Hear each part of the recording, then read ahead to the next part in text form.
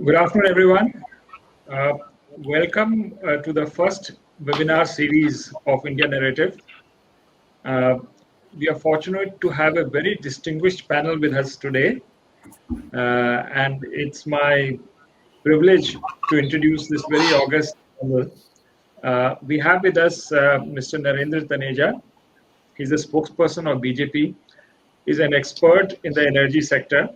He's also the chairman of Independent Energy Policy Institute. He has also served as Chairman Energy Security Group at FICCI and Chairman of the Energy and Green Economy Working Group, India and the BRICS Business Council. Taneja sir, very warm welcome to you. Well, this was the formal introduction, but what I can say is he's a very warm human being and the foremost energy expert for whom I personally benefited a lot. Thank you. Welcome, Taneja sir. Thank you. Thanks for having me. Have Air Commodore Ishfaq Elahi Chaudhary, who had actually joined us for an interview a few months ago. He has a very unique distinction of being commissioned in the erstwhile Pakistan Air Force, but also serving two countries and be joining the Bangladesh Air Force after the liberation. He has received operational training in the erstwhile Soviet Union and the US. Been also a regular commentator on national and international geopolitical issues. He's also associated with the University of Asia Pacific. Very warm welcome, Ishfaq sir. We have Jyoti Bhattacharya, sorry. She's a senior fellow at the Observer Research Foundation. She holds a PhD from Assam University on conflict resolution. Her research interest includes India's neighborhood policy, border management, conflict resolution, and gender issues. She has been actively engaged in various strategic policy formulation and is part of various track 1.5, and track 2 dialogues with India's neighboring countries. Warm welcome, Dr. Jyoti Bhattacharya. And we have Tanya Haq. She's a professor in the Department of Women and Gender Studies at Dhaka University. She has completed her MA in Development Studies, specializing in women, gender, and development at the Institute of Social Studies at The Hague. She has also served as the chair of the Department of Women and Gender Studies from April 2012 to April 2015. Her research areas include empowerment, unpaid care work, gender-based violence, and gender and development. Very warm welcome, Dr. Tanya Haq. And we have Mr. Sandeep Ghosh, who is a political commentator. He's serving as strategic advisor to Center for Public Policy and Research. He's also worked in leadership roles across industries, ranging from FMCG, media, and cement industry in several countries. Very welcome, Sandeep, to the show. Thank you.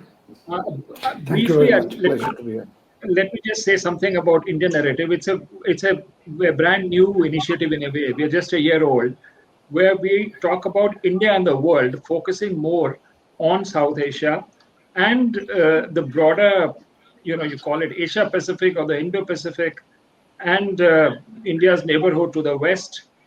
Essentially, if you look at geopolitical terms, we look at from the Strait of Hormuz across Malacca, and that's basically the area of our focus, with Russia and Central Asia thrown in between. So the idea is to project India's voice in these countries and to build bridges with the institutions which tell a unique story, which is our own, and not which is dictated by countries with whom we had a negative historical experience. This particular webinar is taking place in a certain context. It is preceding what one might say, or what is widely anticipated as a historic visit of Prime Minister Narendra Modi to Bangladesh. I think it's very important now to look at the road ahead, because from Delhi, it's very clear that the intent is to take this relation to the next level. And I think the context, or the strategic context at which we look at Bangladesh, has changed dramatically. We no longer are looking at in a bilateral format, but frankly, given Bangladesh's unique geography, Bangladesh is seen not only as a country or standalone of high importance, but also as a bridge which links South Asia with Southeast Asia. So, if we are looking at the rise of Asia in general, then Bangladesh occupies a very central position in it. And therefore, the focus is a lot on connectivity to Bangladesh from India. Because if you look at the development of India's northeast, I mean, we find that the port of Kolkata is completely congested. So unless we have access to ports like Chittagong or Matarbari, which is going to come up in the future, the deep water port, I think India's own development will be stifled if we do not have access to connectivity, not only the ports, but also the road connectivity. I think it's fantastic to see that we have to connect Bhutan, completely landlocked, with, let's say, Da Nang in Vietnam. The road goes through Bangladesh, because as you all are aware, that there is this big 19-kilometer bridge coming up on the Brahmaputra River, which is connecting uh, Dhubri and Phulbari, and Bhutan will get connectivity into India and thereafter into Bangladesh or along the trilateral Asian highway. And thereafter, there's a Japanese project from Thailand which ends up in Vietnam. So essentially, if you have to connect Vietnam with the ASEAN, it is along a new route which is coming up, and in which again Bangladesh occupies a very central position. There are since this is also signaling an integration of economies in a way, and one finds that if there is integration, there is also going to be soft areas which are coming at areas like migration. You have the Rohingya crisis. You had a problem with India on migrant workers. So how do we resolve this while we appreciate the big picture of the rise of Asia? But these are going to be problems which come in between. But what are creative solutions to these problems? These are the soft areas which we need to do as we build on connectivity. Then there is the big area of energy, because all this development, which can be fantastic and a major growth area, cannot come without access to high quality and reliable energy access. And therein, what do we do about energy? Do we focus on the normal oil and gas issues? Do we look at renewables? How is it going to be? So I think we need to sort of brainstorm all this now, and try and look out of the box and look at real win-win solutions, and perhaps also start integrating our planning of a future. No longer can we remain in silos, but if India has a plan and Bangladesh has a plan, we must know what is it, and see where we can bridge each other's efforts for the larger good. So these are some of the issues and the context in which we start a webinar today. And it's my proud privilege to have Mr. Narendra Taneja to speak to us. He will focus on energy cooperation between India and Bangladesh, the current status, and the roadmap. Taneja, sir, Sure. the floor is yours. Thank you, Atul. First of all, my congratulations to my co-panelists from Bangladesh on the 50th, anniversary. The birth of Bangladesh was something which was noticed and by the whole world. I was in school in those days, and I remember now looking at Bangladesh today with your economy doing so well, actually better than us, and you earning such a great name, not only in the Asian region but in the entire world, and done so much in such a short period of time. So my congratulations. And of course, we are delighted our Prime Minister is going there, participating, joining the people of Bangladesh in the celebrations, and at the same time, using this opportunity to further deepen our relationship with Bangladesh. When, as you say, Atul, you have the whole macro picture.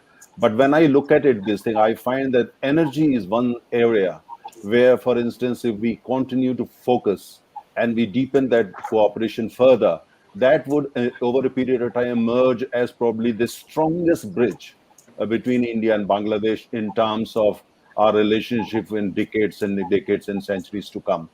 Like India, Bangladesh is also energy deficit, and at the same time, Bangladesh has promised electricity for all by next year, which we only completed just a few months ago. Electricity for all villages. I mean, it does mean that every Indian has access to electricity, but their village have access to electricity, and if they want, they can have access to electricity. And we are cooperating with India and Bangladesh. We are trading in terms of electricity, and we have seen that we have also doing some good business in terms of hydrocarbons, particularly gas, and also products like diesel. And in renewable also, there's a lot of cooperation going on. And one very significant area where India has started collaborating now with Bangladesh is the first time India is doing it actually outside our borders and shores. That is in the field of nuclear, where India and Russia are Okay. participating in this, Bangladesh first nuclear power plant. I mean, our role right now would be limited, but we hope that it would be strengthened and deepened further. There are still some issues to be resolved and all that, but we are quite keen that the story is starting with Bangladesh, and we hope that there will be further chances. When I talk of all this, of course, I look back a little bit and also look back, let's say 7, 8 years ago, when India's conglomerate Tata Group, they actually approached Dhaka and they wanted to invest in a gas-fired power plant there, and fertilizer plant, and promised to and wanted to invest something like $1 to $3 billion. Unfortunately, that really didn't materialize for different reasons. But we hope that there will be further opportunities in the future. But as I said, when I look at the total picture, energy, especially starting with oil and natural gas, I think there is a lot we can do. We're already exploring the possibility of setting up LNG terminal in Bangladesh, and that LNG which is imported there could also come to other parts of the country, and besides, of course, being used by Bangladesh. At the same time, we are in the right now we're exploring for more gas in our northeastern region, like in Mizoram, in Tripura already we have some gas, in Nagaland, in or even in Arunachal Pradesh, we expect shale gas to be available, and further in Assam and some other areas. And when you look at the map, we look at the map very carefully. If we are lucky and we find more gas, let's say 4 TCF or 5 TCF or more, like some geologists say, then I think the best thing would be to build that kind of gas expressway from northeastern states like Tripura, Mizoram, Nagaland, and Assam, and hopefully Arunachal Pradesh via Bangladesh. Surplus gas can to the mainland in India can also be exported in the form of LNG, liquefied natural gas, via Bangladesh. That will deepen our economic ties even further and bring prosperity to both India and Bangladesh. So when we talk of energy ties between India and Bangladesh, it's important to underline the natural gas potential of Indian states such as Tripura, Nagaland, Mizoram, Arunachal Pradesh, as I said, and of course Assam. Assam is already a very important player in oil and gas sector in the country, as you know. That's where India discovered its oil and set up its first refinery. That was more than 140 years ago. So tremendous history and tremendous potential if you go by what geologists have to say. At the same time, look at Bangladesh. Bangladesh has its own potential in natural gas, both onshore and also offshore. And so we can really build on that and deepen it further. And if I expand it further, Atul, look at the whole picture. Bangladesh economy is doing very well. We are likely to go back to 10% growth very soon. And in 10 years from now, we are likely to be a very large economy, among the 3 largest economies in the world. Bangladesh is going to be a very large economy. Of course, we have to see in the context of its size and population. And at the same time, you look at what is happening in Southeast Asia. So Southeast Asia, Bangladesh, and India. And of course, we are including here Bhutan and other countries in the region. When you look at and we hope that democracy returns in Myanmar, and Myanmar with its gas potential and with oil production, but mainly gas potential, both onshore and offshore, could also be part of the same dream. So we can have the gas connectivity, gas pipelines going, let's say, between India via Bangladesh and Myanmar down to Southeast Asia, down to Thailand, even beyond it. And in the process, creating a kind of situation, a comfortable situation which we could actually further expand. Who knows? that in 20 years from now, natural gas plays the role of a catalyst and then can become basically a kind of strong base to expand it in some kind of economic union, some kind of a common market with India, Bangladesh, Myanmar, Thailand, and maybe even beyond. So today, when we talk of this, it may look a big dream or you're daydreaming and all that. But look, the way situation is developing, and when you look at the quality of relationship between India and Bangladesh, it's important to talk about the quality of relationship, the trust that the two countries enjoy, the fact that both countries are democracy and vibrant democracy. I love the comment. There was a comment by Bangladesh Foreign Minister. Some people had been protesting against our Prime Minister visit to Bangladesh. And when this question was posed to the Foreign Minister of Bangladesh, he said it's democracy. If some people have that view, all right, fine, it's democracy. They have the right to say what they want to do. And I salute to that. It's democracy. If some people are unhappy, they want to protest, they have a different view, different take, and it's welcome in Bangladesh. I think it's perfect. It's a sign of a mature and a great democracy. And I think what you have achieved in terms of economy with democracy is wonderful. But going back to just the last line, the energy is one sector I feel oil in terms of products, but natural gas in terms of exploration production, in terms of midstream, also in terms of distribution, LNG terminals, electricity, power generation, fertilizer, production in Bangladesh based on natural gas, and of course, building a kind of a network of gas pipelines across this region. First India, Bangladesh, but they're taking it beyond when the opportunity is available. And India and Bangladesh joining hands as building interdependence and being equal partners to build a new future. Thank you so much, Kanaya sir. That so much said in your 10 minutes. Hard to sum up, but great ideas of integrating the India and Bangladesh not only bilaterally but for the larger region, and also not only looking at especially focusing on gas and fertilizers, but also at non-conventional energy. You talked about the nuclear plant being jointly done by India, Russia in Bangladesh. So on energy, in terms of the energy mix, there are various radials which come out of this, which are not only bilateral, but which, if we talk about the Asian century, then these will be part of this larger network. Thank you so much for your comments and sticking to your 10 minutes time limit. Thanks very much. Can I now invite Air Commodore Ishfaq Elahi Chowdhury? I know 10 minutes is too short a time to sum up the history of the relationship as it emerged during the liberation struggle. But without that context, we cannot get the quality of the special relationship, special bonds between India and Bangladesh, which Mr. Taneja was referring to. So the floor is yours. And I promise that in Q&A, we'll try and make up for the clock is in front of me, and I'll try to within 10 minutes, maybe. First of all, as you mentioned, my initial training in Pakistan, education, we were born in Pakistan, we are part of Pakistan. But I missed being an Indian by 1.5 months, My father was serving in the Assam police. Actually, I was born in Sylhet, which was part of Assam then. And till I was born in December 1948, so that is 1.5 years I missed being an Indian citizen. But my father had all his schooling, and he joined Assam police, and from there he transferred to Pakistan, and then Bangladesh, and then So you talked about the geostrategic importance. It is very important to notice that Bangladesh is in fact in the hub of the whole drama that's going on. You see, if you see the history, India has always been invaded from northeast, starting from the Aryans and Alexander and the Mughals and the Persians, and everybody came from the northwest, except the British, who came by the sea and came to Calcutta and from the south, if I say. But during the Second World War, it was the Japanese forces who were at the gates of India in Imphal and Manipur. They had the last big battle. So, and the whole India was at that time was looking as if it's going to fall.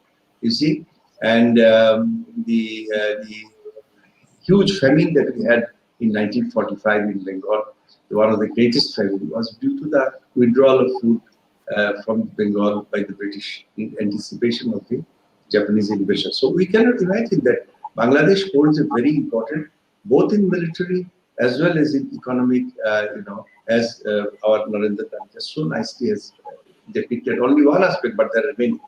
So today, first of all, to go back, we are really celebrating the 50 years of our golden jubilee year of our independence.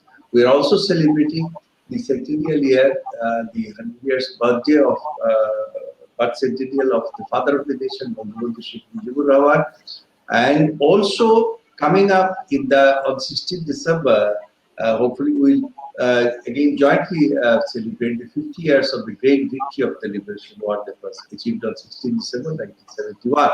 So today we have a unique history here where, first of all, a neighbor was not prepared. Was not prepared at that time to face the eventualities, but opened up its doors for 10 million refugees. 10 million refugees pouring into West Bengal, Tripura, Meghalaya, but mostly West Bengal and Tripura, and destitute and tortured, injured, some of them diseased, and they extended the help. And second thing that I noted in another article of mine, that the armed Bengali elements of the Pakistan army and the paramilitary forces, and including the police, they started crossing the border with their weapons and all, and seeking help from the Indian authority. This was a very serious situation. Also, at that time, you see, because of the left elements being there, very active Naxalites and all, Indira Gandhi, the government at that time in India was in a very, very serious situation, what to do. But it is the wisdom of Indira Gandhi and the government at that time that they organized. First of all, they helped Bangladesh government to form an interim government, which could give it a more of a, because Bangabandhu was already arrested, but to give it a structure, they helped them organize an interim government, which was formed on 10th April 1971, and then slowly, not only they looked after these refugees, they also helped organize the armed resistance. There were hundreds of thousands of young boys who went in. Many of them were trained as guerrillas, but also they picked up the bright ones. They trained them as officers. Many of them were soldiers. They inducted them and organized 3 brigades, which were ready by December when the main war came. And when the war came in December, Indians were fully prepared for a lightning campaign. They had a massive superiority over the Pakistanis, because Pakistanis by then had not only undermanned, but their morale was down, their boots, as we say, because they were, you see, being harassed all 9 months by the Mukti Bahini, the freedom fighters. The communication had collapsed totally, and they were, most important, they were cut off from their home, and they knew that they are fighting in a land where the people don't want them there. They knew it. When they started killing and all, they knew that these people are not going to be with us. So when the cause is not there, the soldiers cannot fight. Niazi was unfortunate. I mean, nobody could have won this war, because a soldier without the morale or without a cause, you see, he cannot fight. So the end happened in 1916 December. But then again, another glorious chapter is that both the Bangabandhu and Indira Gandhi negotiated a very early withdrawal of the Indian forces from Bangladesh. And within 3 months, you see, less than 3 months, by 16 December, they surrendered, and by 12th March, the last Indian troops, when I gave salute to Aurora, came here in Dhaka. I was present in that ceremony. Aurora came here. Major Yakov, he came here, and they gave this last Guards Regiment salute, and they left Bangladesh, although the country had still not settled. So this also shows, and also we signed the 25 years of treaty of friendship. But unfortunately, what happened in the Bangladesh relations, after the brutal murder of Bangabandhu Sheikh Mujibur Rahman, 20 years, more than 20 years, the whole history was rewritten, you see. History was rewritten in the sense that we could not say Pakistan army, we could not utter the word Pakistan army. We have to say invading forces. Now, who is the invading forces? We knew that it's Pakistan, but you can't name it, see. And totally, the Indian involvement in it, that the thousands of soldiers, they died, they gave their blood, those were totally obliterated from the public memory. So 20 years, a new generation came in Bangladesh who had no idea of the 71 war as it was actually fought. And that is why in Bangladesh, even today, despite all the progresses, there are certain hardcore elements who thinks that, you know, by giving concession to India, we are actually surrendering our freedom and all. But I have always been speaking because I firmly believe that the progress, first of all, we have to recognize, and we are going to recognize this year, probably we are going to have the first mausoleum of the soldiers, Indian soldiers, sailors, airmen who gave their life, 5,000 of them. We are going to honor them by creating a mausoleum in Bangladesh. And we are in every 16 December, we invite the veterans and they come and they exchange ideas and all. They visit the places where they fought. Some of them are also from this land and they visit their ancestral homes. Now, coming back to the present, we have three connectivity, trade, and economic and cultural. All these things are very close to my heart.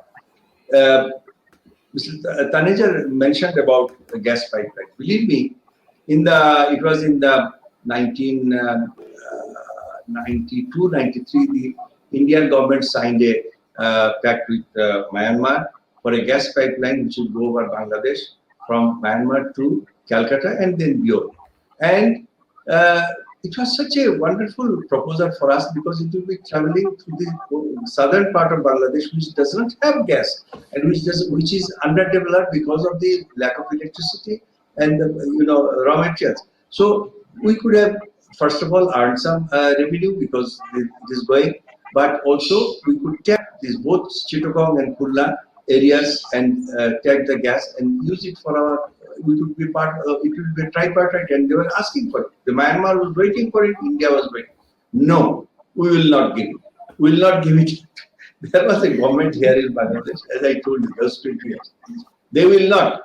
They even, you see, now Bangladesh is asking for it, but then, Myanmar has already given out their contract to Chinese, and our demands are so less that it's not viable. So, and also now there is, after the Rohingya issue, there's very little contact. The connectivity, other connectivity that you are talking about, is actually restoring the connectivity. All that is happening, the Dhaka Mail and the Calcutta Express, the Khulda Express, these were there. These were disconnected, first of all, in 1947, and secondly, in 1965. Even when I was growing up in the northern areas, there was direct train coming from Calcutta to Parbatipur and all. But 1965 war, there was no war in Eastern part.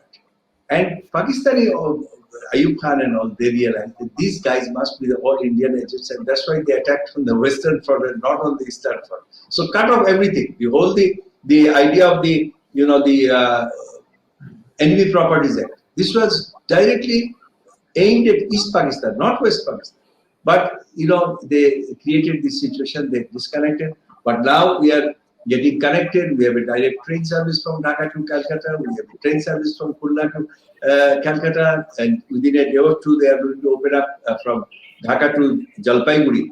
And beyond, you see. About Bhutan, Taneja was talking. Yes, I have seen just 3 months back, I was in northern areas. And there are trucks coming from Bhutan carrying the stones for our bridge project in Podda Bridge.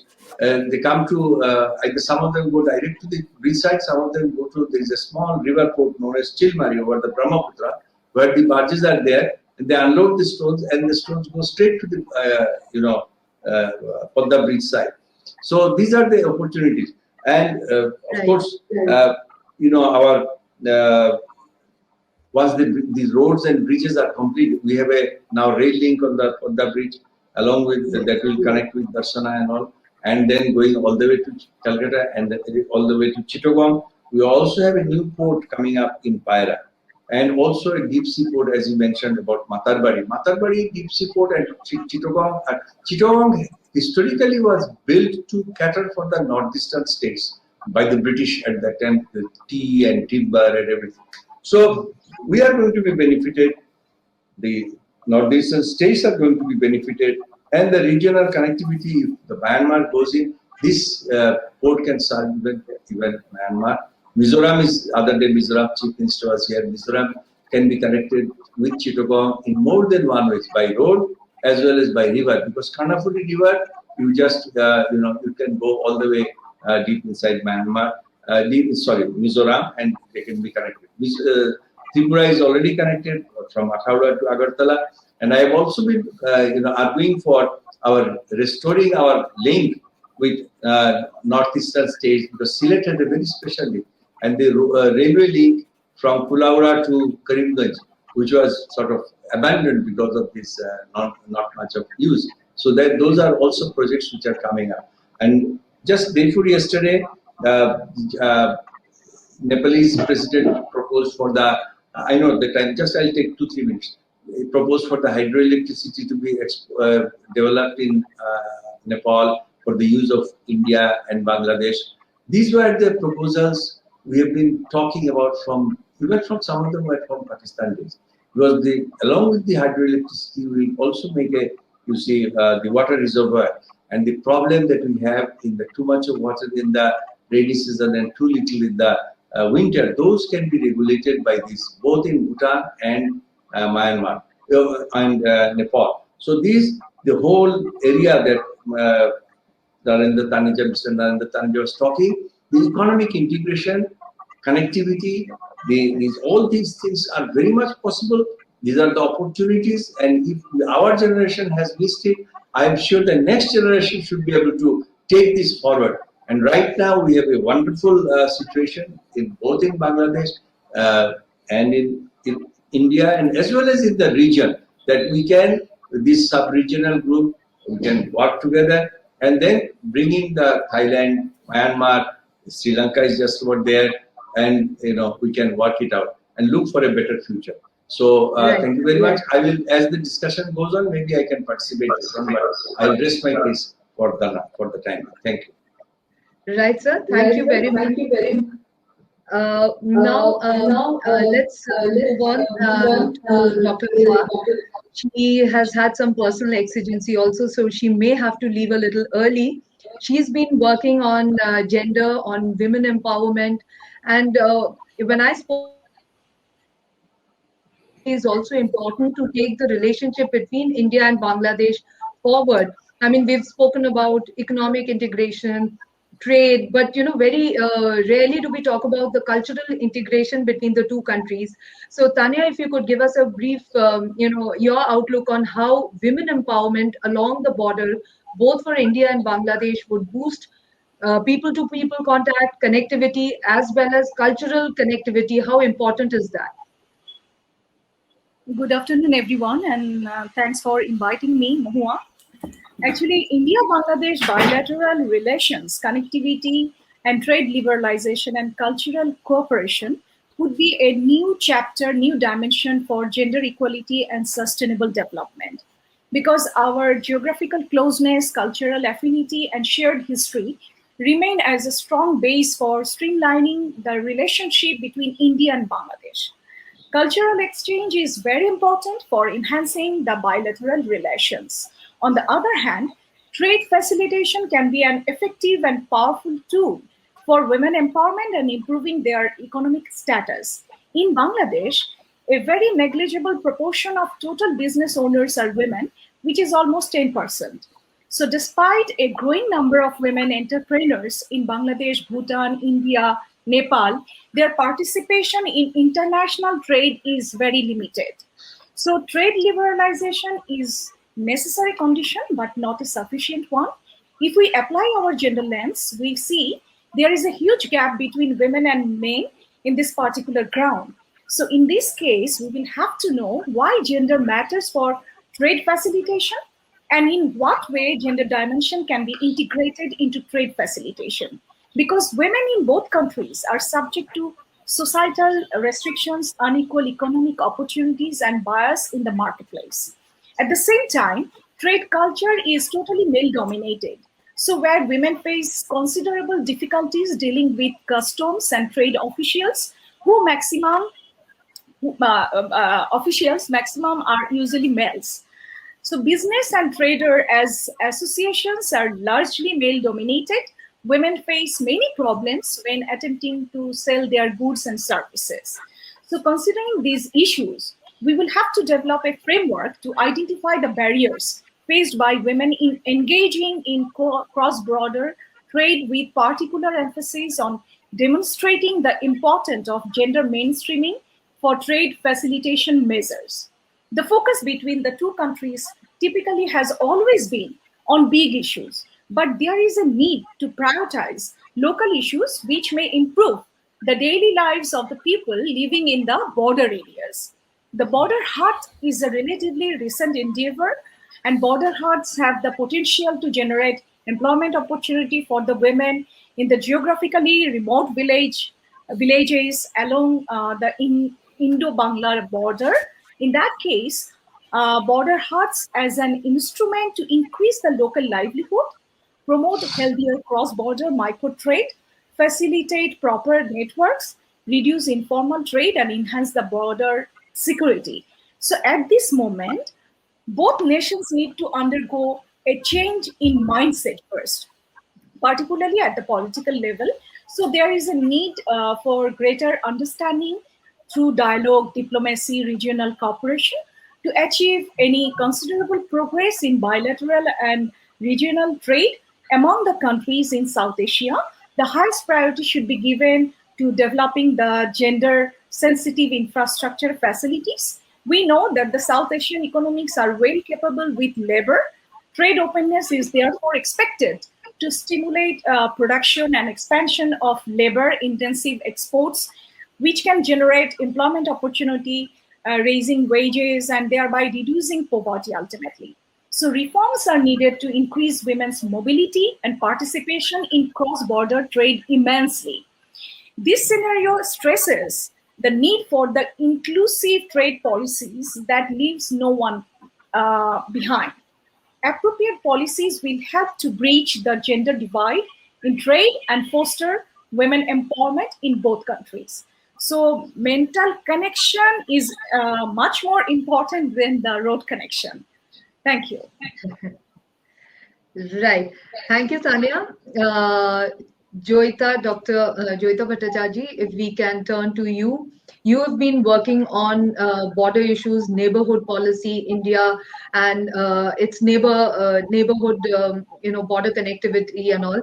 So, if you could tell us a little more on how connectivity, overall connectivity, is the need of the hour, how India has been focusing on its neighborhood first policy, and how Bangladesh in this entire scheme can really be playing an important role. Over to you, Joyita. Thank you, India Narrative, for organizing this wonderful webinar, and I think which is very timely.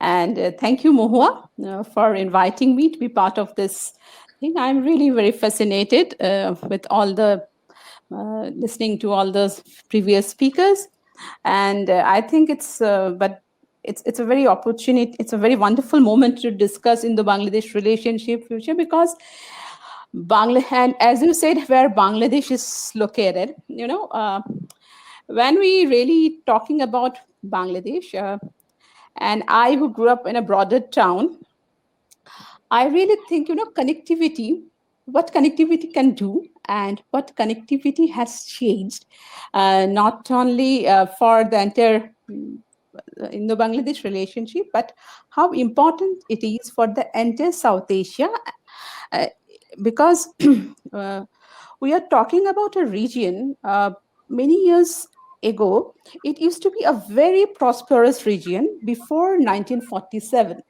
Even the state of Assam's GDP was much, and it was recognized to be a very developed place because of the connectivity. And also we are talking about the Bengal province as such. But today, when we, even inside India, we see the development, where is the trajectory? We see the states of, in fact, Assam, which is the major and important Northeast state, it is declining. And every time the issue, because I come from Northeast India, the state of Assam, and I can really understand that what connectivity matters, because the idea of remoteness, it has actually hit Assam badly. And it all happened because of 1947. We created a border And that really put us into a very corner. So when we are talking about connectivity, and I totally agree with Commodore Isfaq Ilahi, that we are actually reconnecting what it was already. And it is also, actually, we are trying to going back. It's not politically, but in terms of uh, economics, and I'm talking about trade and economy. We are trying to go back to the situation where the trade and economics, the trade is to flow very easily from India, from that greater Indian subcontinent to East Asia, very easily. And the kind of connectivity it used to have, like there has been many instances the people from Assam used to go and practice in Rangoon, that was the connectivity. But all of a sudden something happened and it has blocked the thing. So it was the thing. So when in so and that the talk was there, but nothing was. But when you go back now and you see the developments that is taking place in the ground, both inside India and also in Bangladesh, because the kind of positiveness, I have just come back from a field trip 1 month back, and I have seen the positiveness emerging in the bordering regions. At one point of time, they always, because what had happened, the partition had not only put that region into a landlocked one, people also, it really hit a psychology among the people, and we have seen a lot of migration taking place from that part of the places to other parts, because they say there was no opportunity. But when you today you talk to people on the ground, then you can see the kind of opportunities they want to, they are ready now, they see that the world is opening up, and it has all happened a Jyoti, I large. think this is, yeah, I think Hello? it's better now. Yeah. Yeah, okay. So now if you see, now they see that it's now the world is opening to her. And these particular events that we see, the Chittagong, and definitely Bangladesh has played that important role. The opening up of Chittagong port has really been a game changer for India's Northeast, and not only for India Northeast. If you see the overall India's activist policy and the neighborhood first policy. And already our previous minister, our Minister of Affairs already said that India's neighborhood first starts with Bangladesh first. So that thing is very clear. So, and it is also that connectivity. So it has changed a lot of things. The positive feelings have emerged, and then the opening up, now people are saying that, okay, we have some opportunities, and now the groundwork has already started. The groundwork both in Indian side of the border and also in Bangladesh side of the border, which has started. And I think it really showcases our government of India's policy of shared growth and shared prosperity. And Bangladesh also has shown how India and Bangladesh, how the two neighbors should behave together. So the neighborhood first, it's not only for India, the two neighbors, the neighborhood first also should be seen as a textbook example. For Sheikh Hasina has also, and one thing we also have to understand, both the countries have shown that Indo-Bangladesh relationship, when the neighbors cooperate, it should not be seen from the very calculus of strategic, from the parlance of strategic calculus. There is more than that, and there also has dividend, because a peaceful neighborhood also adds to your economic growth, and Bangladesh has been very smart in realizing it. And it is because Bangladesh is no more that country which it started in 1971. It has shown, and India and Bangladesh can change the overall perspective together of the image of South Asia. And here also I think the connectivity comes in, and connectivity should not also be seen merely by roads, bridges. We also have to create the right software of the connectivity, and already the process has started, because the BBIN has been a major development.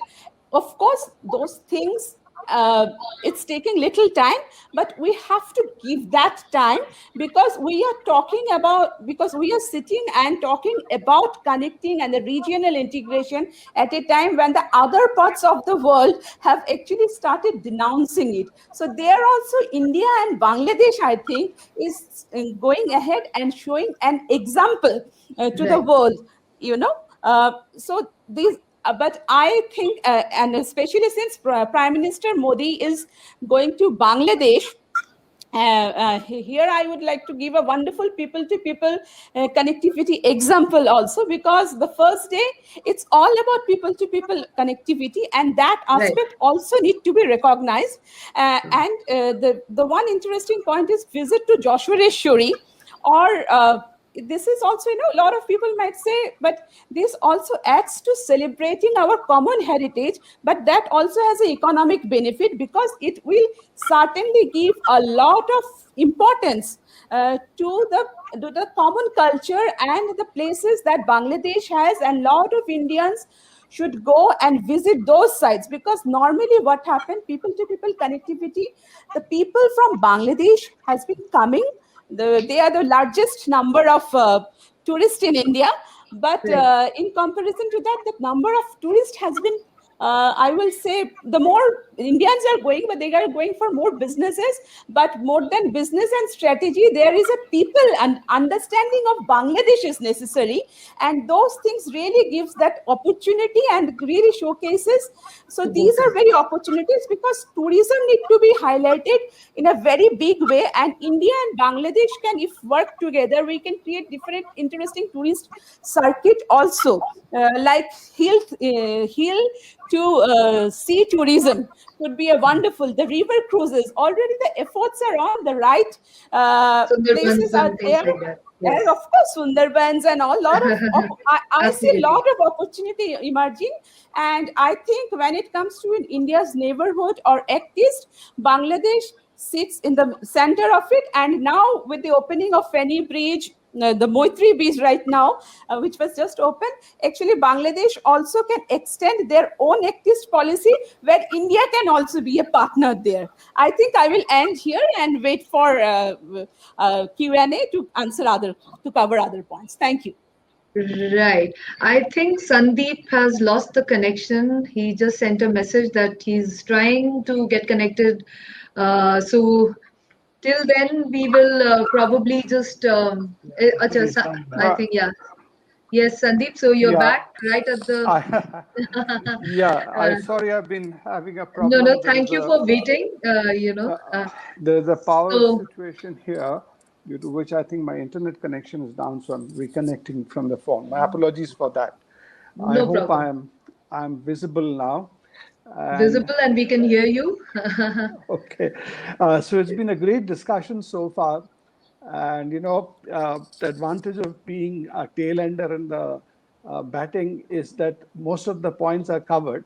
And the bigger advantage is by now everybody has forgotten what was spoken in the beginning, so I can freely cheat and lift from what has Sandeep, if already I been may spoken. interrupt here, if I just can interrupt, if I may interrupt, when you and I spoke earlier, you spoke about a very interesting thing about, like, how value added trade and labor mobility can actually help both the countries, and it'll be wonderful to hear you and get your inputs on this.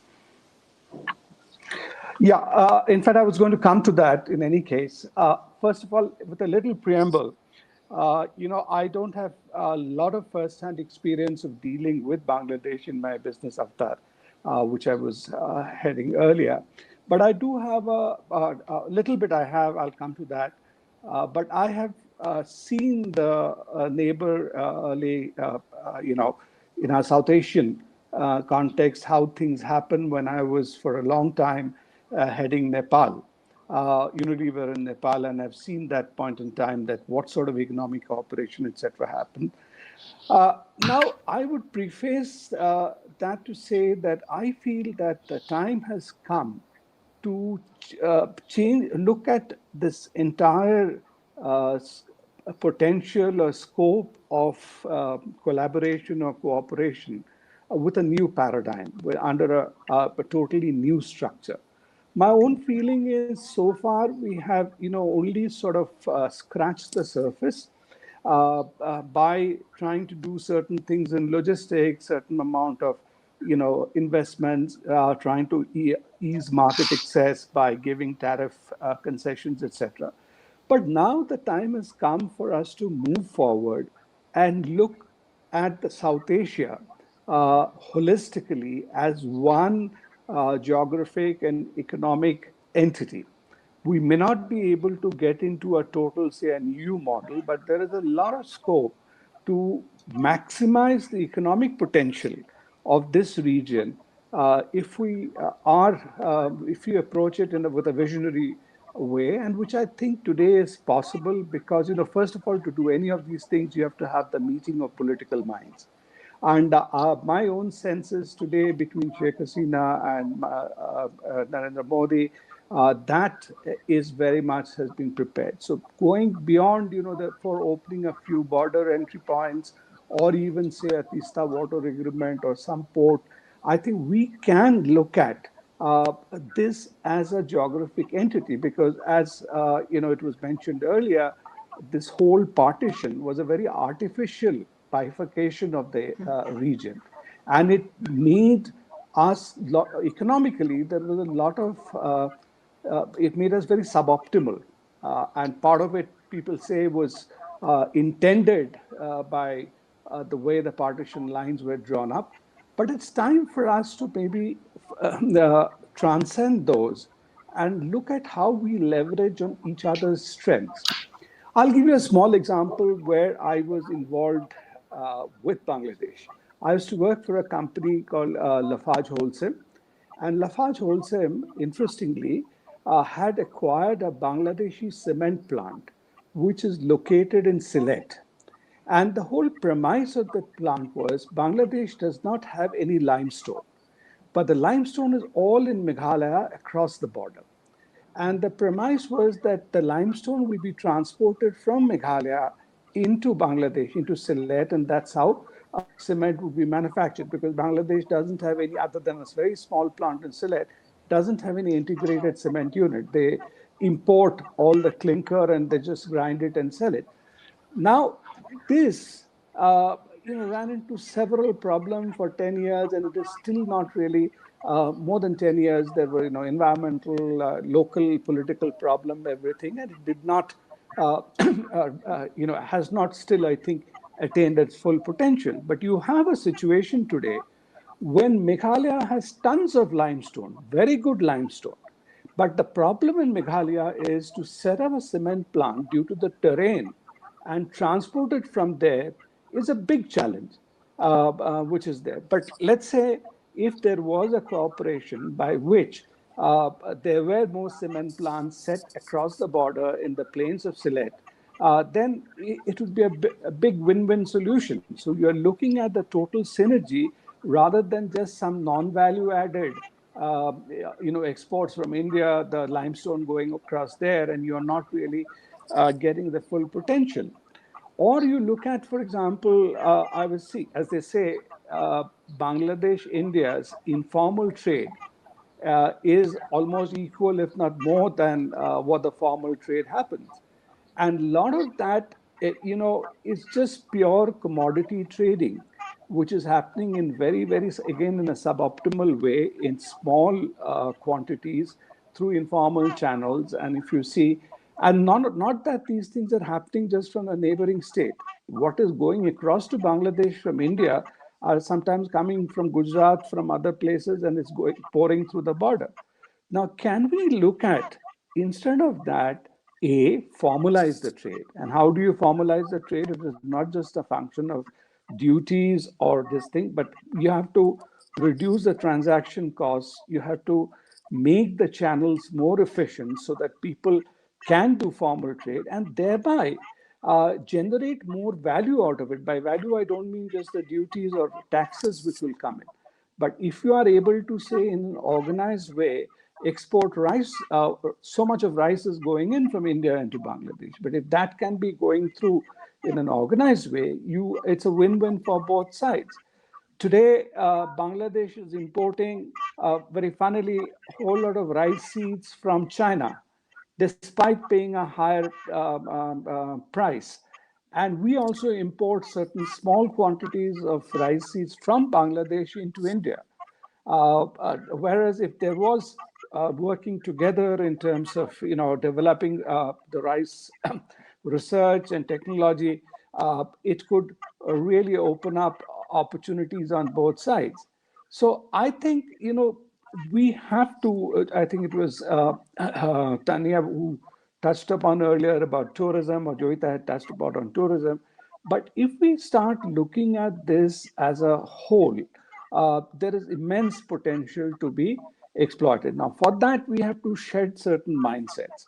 Some things have also started happening because today of the focus of central government into the Northeast, our look east policy.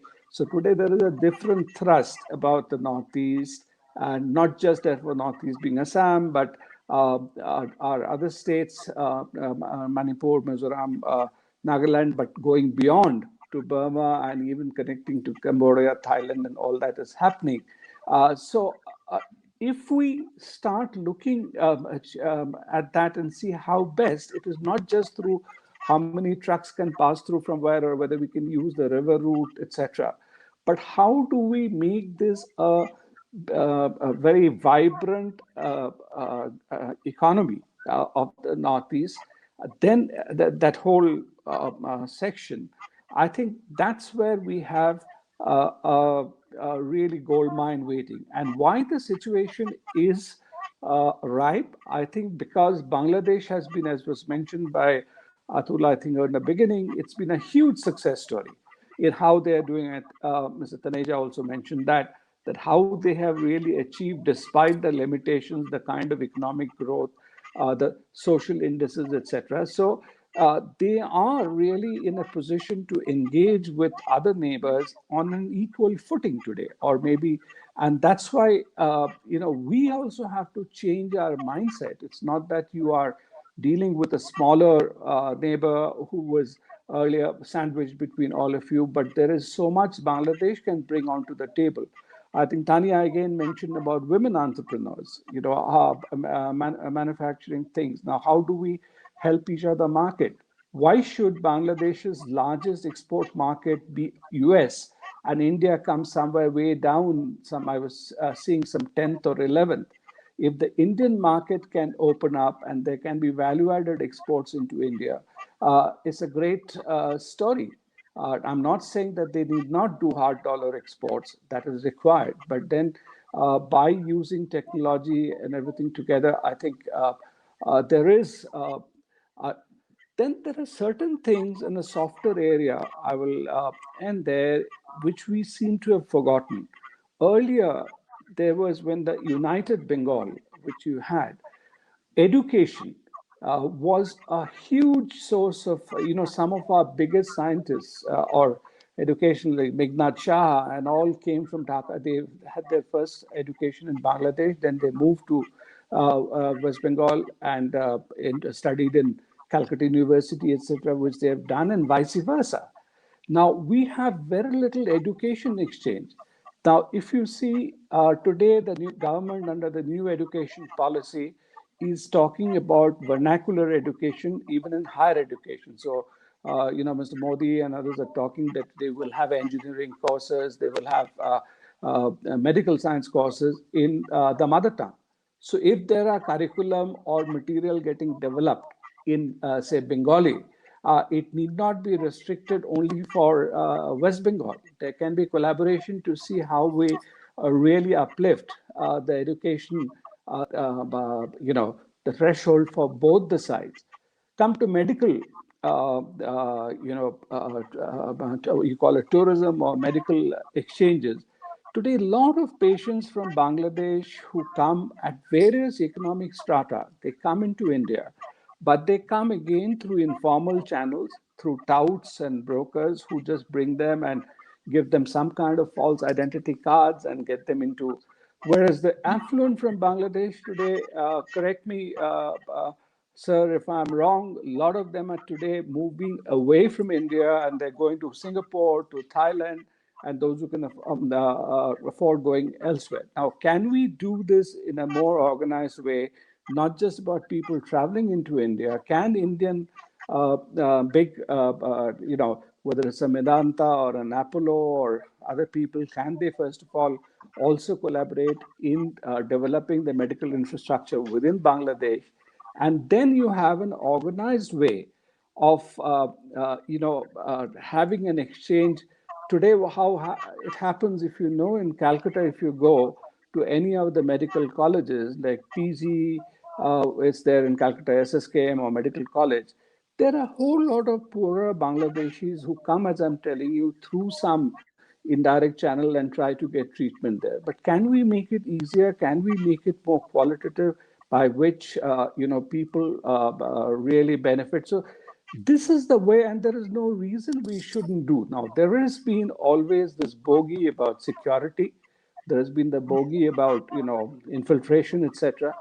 Now, that is where I was talking, Mahua, earlier, that the labor mobility, etc., can also today, if we have the bilateral confidence, which I think is developing, and Sheikh Hasina is very sensitive about those elements of, terror infiltration, etc. If we do that, then you can probably have much more legitimate movement on both sides of the border.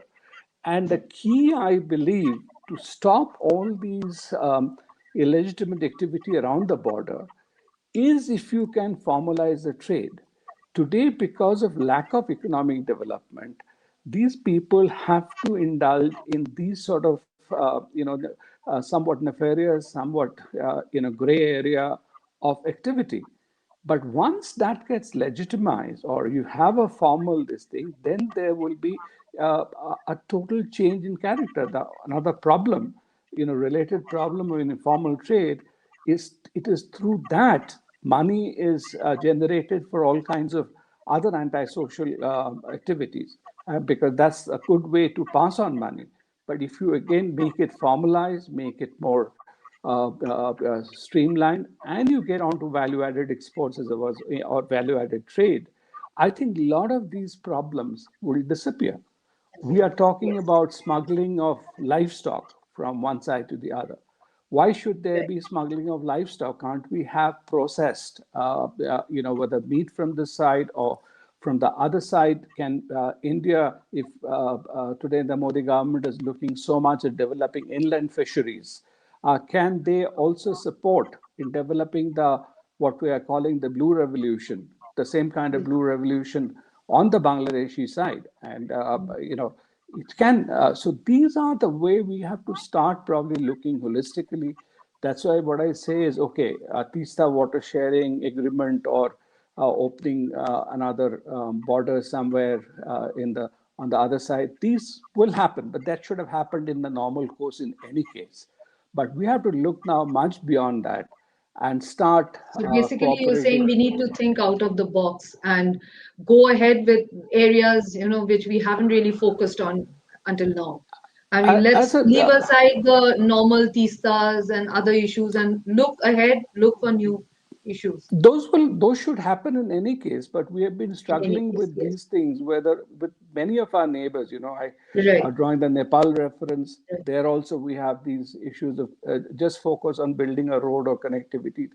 I think we have to get much beyond that. That's my Right. Right. submission. Right. Thank you.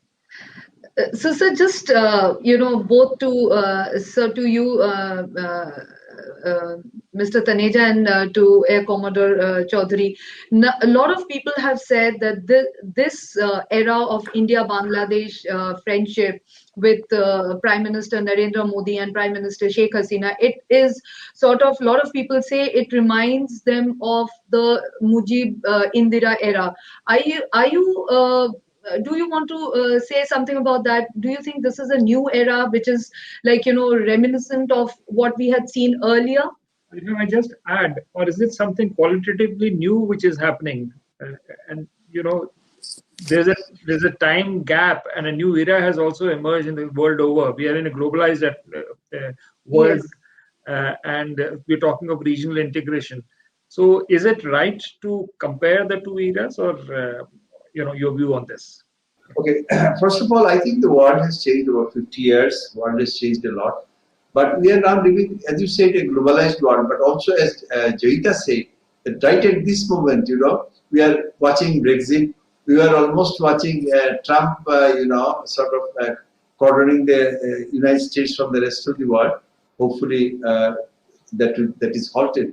But in South Asia, I think we have gone through a stage where we used to say trust deficit and all, but I mean that continues to remain in case of India and Pakistan. But in our area, BBIN and also beyond, I think there is a clear understanding that without cooperation, mutual cooperation, we cannot proceed. We cannot face the challenges. All the points that has been brought out here are very much relevant. But let me say one thing. I mean, from about the border that was drawn by Sir Cyril Redcliffe. I mean, I always blame our previous generation for giving him the full carte blanche for whatever he wanted to do, and he has done that. And especially in Bengal, and maybe to some extent in Punjab also, the line that he has drawn has really divided the people. This morning, there was a news in our newspaper that there is a BDR and BGP and BSF meeting going on in near Karimganj, Sutarkandi, which is a very close to Karimganj, is Joyita's home place. There is a problem with the Dargah. The Dargah is right on the border, and the people from both sides have been visiting and maintaining and upkeeping this. And the new BSF commander, who has been newly posted, he has stopped this movement across the border. And now there is a sort of local tension that why we have been going all these years. These are the real life situation, you see. You have this man has divided an integrated nation by drawing a pencil mark. But we have to now work out how best to live within that. And the border, we cannot ignore the border, but within the border, how we can live peacefully. And Joyita's husband, Shubmal Bhattacharya, has made a film about people, about a village very close to this place I'm mentioning, who have been isolated. They are neither in Bangladesh and neither in India. The border, the fencing has divided them from, I mean, they can't cross this side into Bangladesh and they can't go into India because the fencing is right across their village. This is how the people are suffering, and the village which used to have more graduates 50 years back are now backward and suffering. So these are the issues. Joshoreshwari, we were just discussing that he's visiting, that there is a idol there, and to my utter surprise, when I visited Jaipur in Mansing's palace up in the hills, there is a Joshoreshwari temple. And they say when Mansingh, during his invasion into with the Akbar's time, took away that people don't know, but Joshoreshwari means the god of Jessore. He is now lying in, one of the god is lying in the palace of Mansingh in Jaipur. So this is how we are.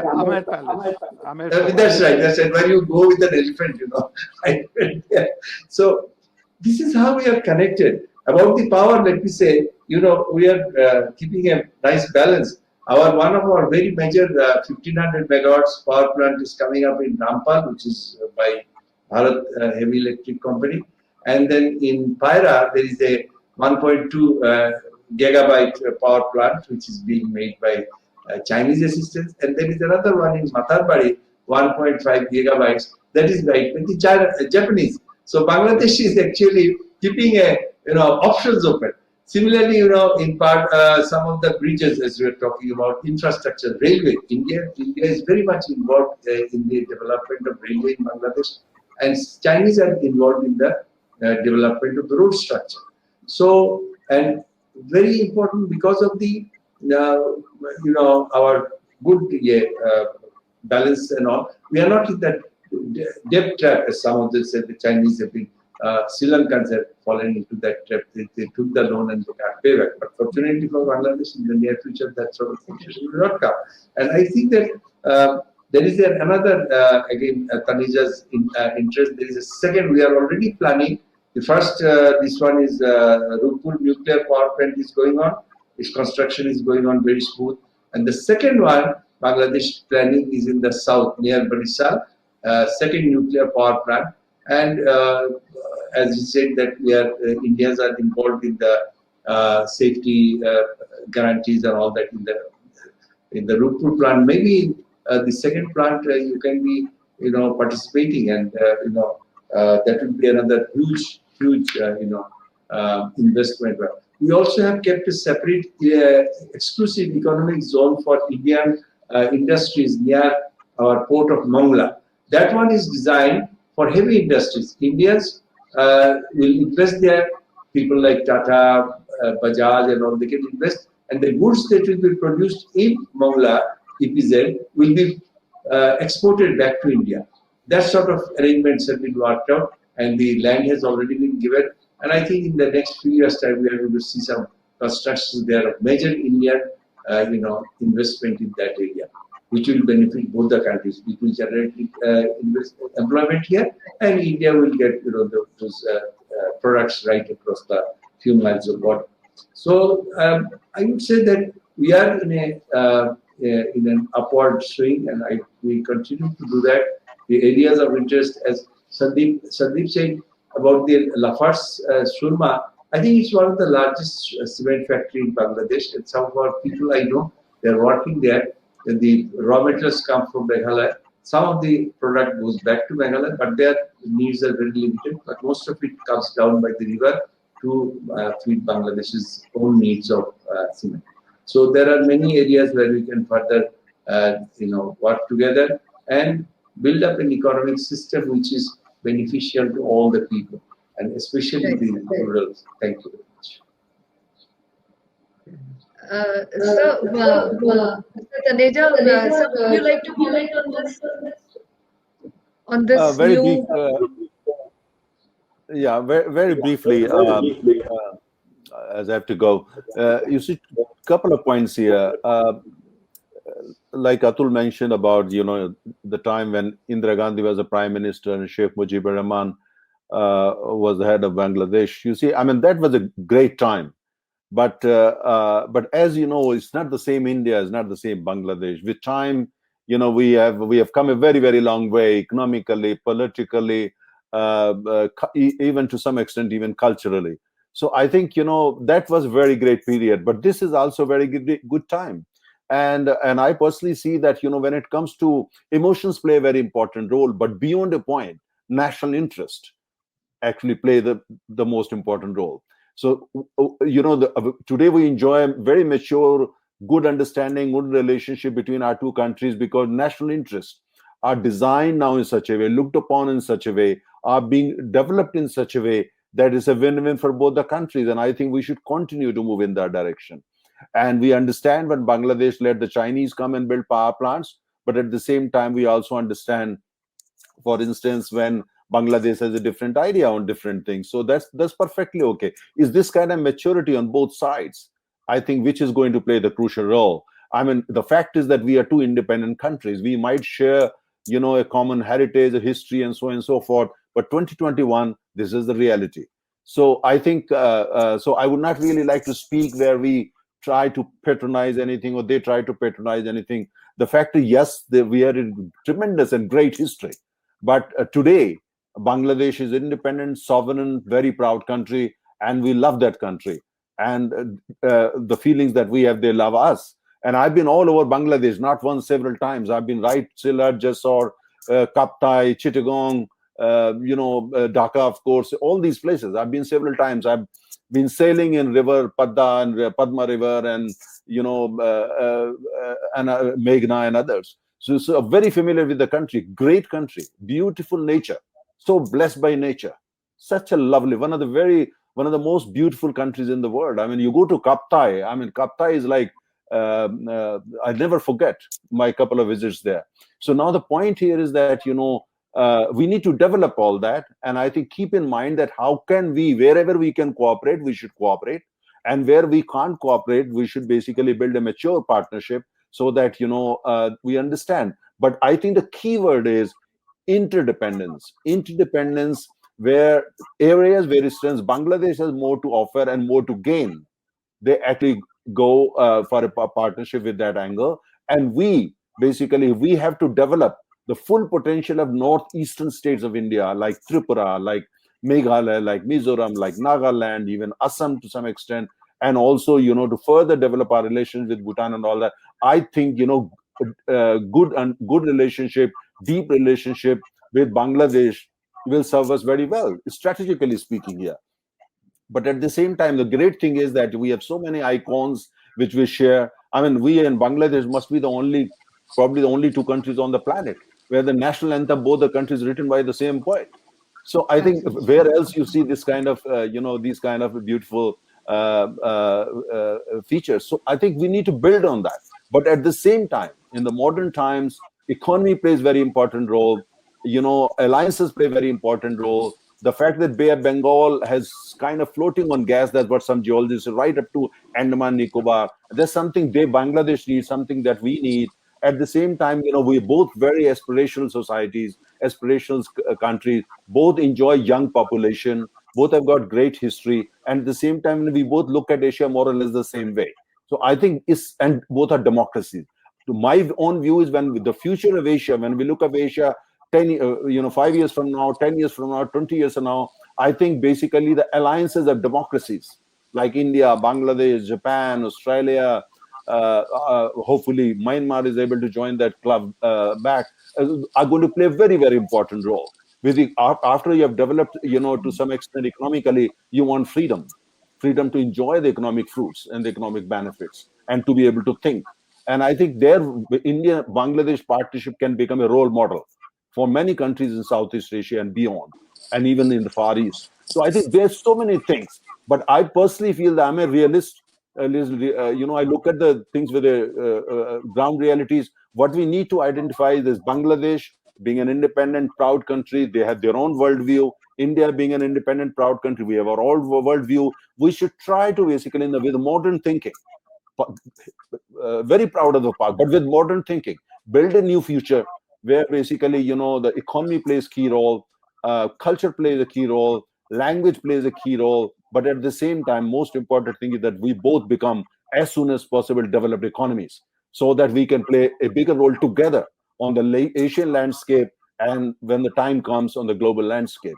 And as we have all know, the future is Indo-Pacific, means Bay of Bengal, Indian Ocean, and the Pacific Ocean. The gravity center of the world has already moved to our part of the world. And then with the way our partnership is growing, and if it continues to grow and we keep on investing in it, I think India, Bangladesh this partnership and friendship can play a very important role in the future Indo-Pacific landscape, economically, politically, socially, strategically, and so on and so on. So I think it's a tremendous potential. I'm not the person who believes too much in emotions, but I think it's important to have some faith in emotions, and also invest in that. But at the same time, invest in the hard realities. Hard realities are Bangladesh, India would need each other. And since we need each other, we need to actually bring our countries even closely, institutionally, economically, institutionally. And then we can build a very bright new future together. With this all, Atul and Mahua, thank you very much for inviting me, and lovely talking with my co-panelists, having conversation with them. Thanks to everyone. I would like to take your leave now because I have to go for a meeting. Thank you very much. Thank you, sir. Thank you. Thank you, Taneja sir. Thanks a lot for your valuable comments. Thank you. Thank you. Mo, if I may? Yeah, Sorry. Sure. I'll just take off from the point which Mr. Taneja made, that the foundation for peace is really, built on structured linkages and economic linkages built between the two countries and the two economies. And here I would like to bring in Sandeep, looking at building both hard and soft connectivity hard enough as is required. Because if you are going to look at issues like migration, which Sandeep talked about, and the problems that legalizing migration from one place to another. I think this needs to follow a structural plan of both countries, where there are for example, if factories are going to come up, gave the example of cement. Yes. Where Meghalaya limestone and factories in the plains in Bangladesh. And similarly, this is the same case as jute industry, for example, where Calcutta, the processing of jute used to take place while the raw material or the plant was grown in Bangladesh. So these are complementarities. But what I'm trying to say is that do we need a hard institutional look at these complementarities? Do we need a strategic economic dialogue at the level of maybe our planning bodies, or even in terms of chambers of commerce? I mean, it can go downstream, but somewhere at a apex, look at the strategic economic needs and then sort of start building these linkages of integration which Mr. Taneja was referring to. Now, all I'm trying to Atul, say is if I that may, how do we concretize the thought? Atul, if I may come in for a minute here, I am very skeptical of these chambers of commerce level interactions, because ultimately, businessmen at a micro level are extremely myopic and selfish. They don't Sure, look beyond their immediate thing. So wherever I've seen these exchanges within the neighborhood, really not much comes out. But I think the broader, larger vision has to be at a government to government level. And exactly. luckily today, both the governments, I think, are, as Mr. Modi keeps on saying, that I can't think small, I always think big. So I think that's the same spirit Sheikh Hasina has on the other side. The way she has transformed, because she has looked, just beyond doing tinkering with the economy or doing, or what a lot of the countries in the neighborhood have done. So I think if at that level that vision is set, then it can devolve down to the industries or wherever. We are also in India trying to do some things which are very sensible today, where we are saying that you can't be having competitive advantage in 200 different things. Let us identify 10 key industries where you are having product and PLIs, etc. Now, the same thing has to be done on the other side. That okay, it's not that everything, but are there 4 or 5 things where we can collaborate and push it forward? And that kind of vision is required, which can, in my mind, to my mind, it can come only from the top. And I that completely agree. Sorry, I'm interrupting you, Sandeep, but I completely agree with the idea that it has to start at the apex level between the leaders. I mean, the broad strategic direction has to come from there.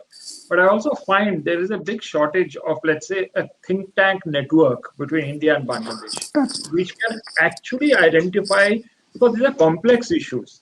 We might make sort of tick off the broad brush issues, but how exactly do you go about it? What are the nitty-gritties? How are the practical problems likely to be resolved when you get into the implementation phase? So don't you so. think we need this think tank? First The of all, think are they tank enough is in place? perfect. Think tank, I think, is a great idea, as long as it's a really empowered think tank. You choose the right set of people who are not taken there just for junkets or jamborees there. Yes. But I was talking in terms of the delegations of this in the Bangladesh Chamber of Commerce or somebody. Those happen.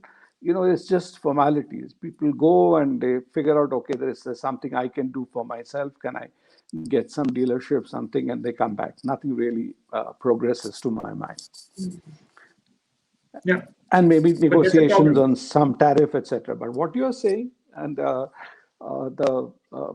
and that's precisely where I think we have to move, especially with Bangladesh. Sorry, Atul, I'm taking longer. That so far all your think tank or track 2 and people have been involved in the political aspects of it, and trying to resolve those. But the economic potential, I'm not too sure whether you've really had high-powered interaction. But you've hit the nail on the head, I think, on that. Yeah, yeah. And I think, Sandeep, just to add one more point is that, perhaps the outlook that we are now in the digital age, that the old style think tanks may not be what is really required. All you need is an internet connection, like a webinar which we are having, you know, with people who have specific domain knowledge, who come together and then brainstorm and make break it down into very concrete micro steps as to how a roadmap should emerge to achieve a certain already identified objective. I think that approach also needs to change a bit as to how we go ahead, but without the cerebral element coming into it. I think it's just going to remain slogans, and we're going to have a lot of problems downstream if we don't think through the way out of the specific problems that we might encounter in a certain field. It's just a point. I entirely agree. And the digital bit is, I think, a great point. We should Atul, break any kind of digital divide or disconnect. Now, when you look at today, even issues like labor or people movement, in India, we have made so much progress with your Aadhaar and everything else. If we were to do something similar, then a lot of your issues of people coming in and going, you could really look at a work permit or any other kind of system. So that digital bridging is also very critical, not just Yep. your building physical bridges. Physical bridges. Excellent point. Ishwak sir, you were trying to say something. No, frankly speaking, and how long are you going to continue? We are about to wind up. We are about to wind up. So Yeah. One question I had, Joita, Yeah. if Joita could come in. You've been talking about porous borders, something on the lines of EU. Do you think it is feasible, or is it time for India, Bangladesh to look at something like that, considering we have border hearts, ICPs, but do you think it needs to be further boosted?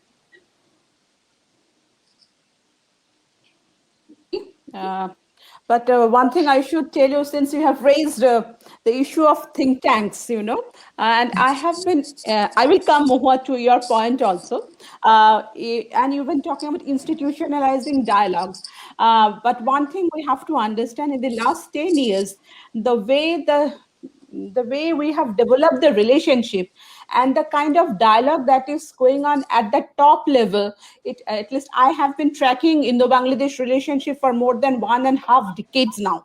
And I have never seen the kind of interaction that is taking place. More than 50 institutional mechanism has already been placed there. And the government of India has also come up with, both India and Bangladesh together, I can't remember the exact term, but every 6 months, I think, they come up with a foreign office consultation, where they are regularly following what is happening there.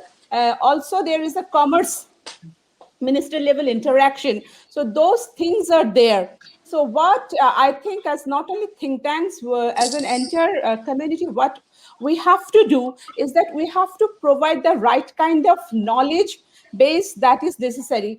But what happens, in fact, Indo-Bangladesh dialogue, if you really want to make a meaningful intervention, it should go close to the border. Not in what happens, most of the dialogue happens based in Kolkata, Delhi, or Dhaka.